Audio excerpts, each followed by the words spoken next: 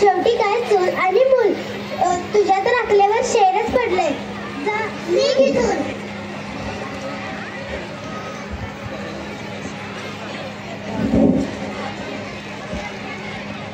लक्ष्मी, ए लक्ष्मी. सासूबाई, ओ सासूबाई, कोण आले बघा. काय म्हणावया, बाईला फुलेनं शिकवलं आणि पाठवलं जगाला ज्ञान वाटायला. बेशरम कुठली, तू तर बाईच्या नावावर कलंकच आहेस. मी घेतून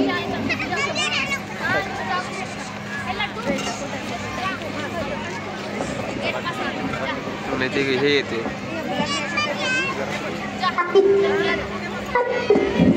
काय झालं?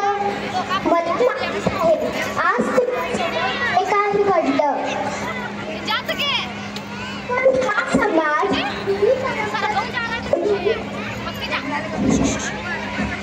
हा समाज परंपरेच्या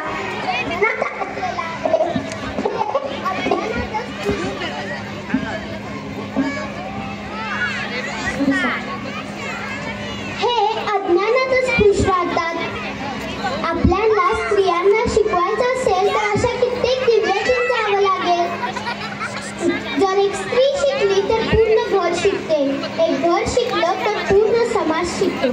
तू घाबरू नकोस, मी तुझ्या सोबत आहे. हो, बरोबर आहे तुमचं. तुम्ही मला शिकवलं, त्या अज्ञानातून मुक्त केलं. पण मला हे कळत नाही, कधीपर्यंत हा समाज या अज्ञानाच्या अंधारात राहणार आहे. त्यांना शिकवलं पाहिजे. मी विचलित नाही झाले आणि मी घाबरलेही नाही. पण जोपर्यंत हा समाज शिकणार नाही तोपर्यंत मी माझे प्रयत्न सुरूच ठेवणार. आणि हाच माझा दृढ संकल्प आहे.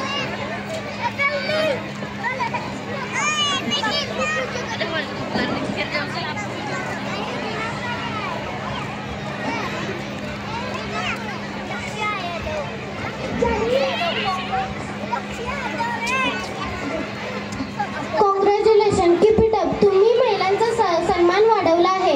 Once again congratulation.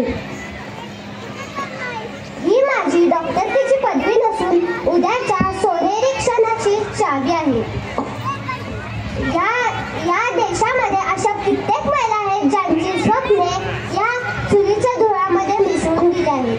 या स्वप्नांची पतंग या खुल्या आकाशामध्ये उडावी असं मला वाटतं.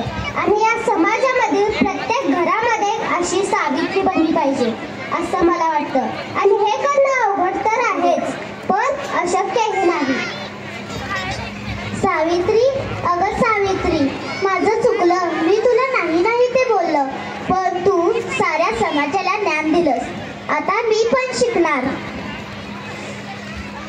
सावित्री, आमचंही चुकलं, आम्हालाही माफ कर. आता आम्ही पण शिकणार.